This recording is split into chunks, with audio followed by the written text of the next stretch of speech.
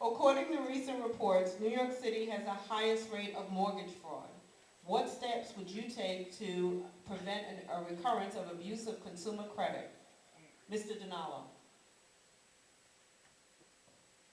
The first thing I would do is enact the court's agreement that the Attorney General's office has the right to go in to federally chartered and state chartered banks and examine for mortgage fraud and whether there's predatory loan practice. You know, the AG's office wanted to do that with federal banks, and they were stopped at the door by the Bush administration, and they brought the case, and they won the case. Andrew Cuomo eventually won it in the high court, and now there's the right of that office to go in there. So whether it's a state chartered bank or a federally chartered bank, people ought to be in there doing that. And also the incentives, right? You have to make sure that the mortgage brokers are not there just trying to harvest loans, harvest mortgages that they know shouldn't be given out. There ought to be a requirement that banks hold a certain amount of the loans themselves on the books, so they're not just become something that's brought off and securitized. They actually are members of the community, and they're actually sitting across from the members of the community, extending the loans that matter,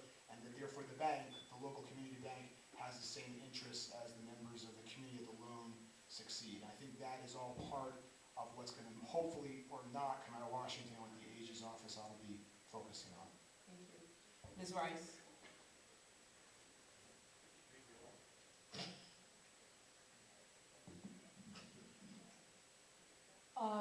I would obviously, as well as everyone up here, be very aggressive in going after mortgage fraud to the extent that we can. In my own county, I have two of the highest areas where there are foreclosures. We are suffering in Nassau County like we are all across this state and all across the country. I started an educational program about how to give power back to the people, to help educate them about predatory lending and issues like that, so that people, the consumer, had the strength to be able to make the playing field a little more level. And of course, instituting accountability and transparency with banks, where very often it's very secret, everything is very secret, the banks don't tell you anything you don't need to know, and there's high secrecy. Where there's accountability and transparency, there can be more confidence between the consumer and banks. Now, I just have to address a complete falsehood that was just said about me being opposed to the Rockefeller drug laws.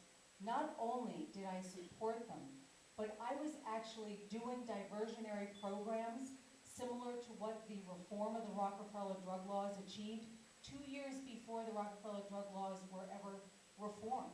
I didn't just talk about it. I was actually doing it in Nassau County. And it was a program where we didn't even saddle people with an arrest. It was a second chance program, because we all know how hard it is to go out and get a job once you have a conviction.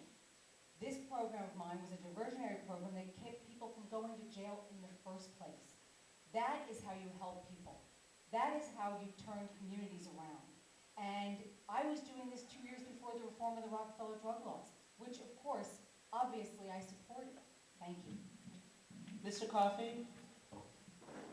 Well, I think the first step is to understand the whole process. In the old days, it used to be you went to get a mortgage, and you went to the bank, and the bank asked you some questions, and if it felt it could trust you to pay the money back over 30 years, it would loan you the money, and then it would hold the note, and you would pay every month. And so it was incentivized to make sure that you could pay the mortgage. It's called the originate to hold. But over the last 7, 8 years, we've had a completely different model, which was built primarily to line the pockets of Wall Street banks. It's the originate to securitize. So the mortgage broker, instead of it being the banker who's going to hold your paper, says, I just want to get you a loan because I'm going to turn around and give it to another bank, which is then going to package it with other mortgages and sell it to investors. And we're going to put you in a tougher loan than you should qualify for, and we're going to make you have these. We're not going to fully disclose what you're going to be on the hook for down the road when the teaser rate ends. But we don't care, because once we get you, we get our commission, and we don't have to worry about you not paying it because we're handing it on to the bank. And the bank doesn't care, because it's going to turn around and sell it to investors like the New York State Common Retirement Fund, like the union members out here, your pension funds, and they get paid by the investors. And why do the investors buy it? Well, they're not in the room when the mortgage broker is making the false documentation. What they're looking at is the good housekeeping stamp of approval from the credit rating agencies. right, who were so overwhelmed, they were stamping the equivalent of dog food as if it was prime rib. And the investors were saying, oh, this is good, we'll take it. So it's throughout the whole process. You need somebody who understands the process and is willing to hold people accountable all the way. And as I said before, in addition to personal accountability, I want to go after those gatekeepers who all of us relied on.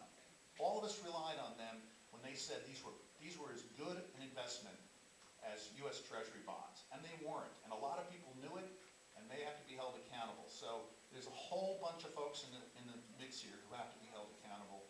And it's not just the person who signed the mortgage. It's not. Mr. Brodsky? I think the matters I raised in the answer to the previous question would be the answer I give you right here. That you have 5 people here who I think would do pretty similar, a good, tough job on going after the mortgage brokers and the institutions. But until you empower a community to stand up for itself, until you provide them the resources that allow them to train people as to their rights and legal opportunities, then you're going to get just good lawyering. If all you want is good lawyering, you got a pretty close race here. If what you want is a vision of an Attorney General's office that is engaged on a community basis in the process of social change on a variety of issues that we haven't even gotten to yet under God, with respect to the interesting disagreement Ms. Rice and I are having, if anybody wants to see the letter with Ms. Rice's name on it opposing the Rockefeller reforms, I got it in the room. She did a very good job on the diversionary program. She's right, and she deserves credit for that. The part she opposed was the part giving judges, rather than DAs, the ability, in effect, to determine the sentence. She didn't take a dishonorable position. She's a fine person. We disagree. But if you want to see the disagreement, I have to do that. Last question about housing and banking.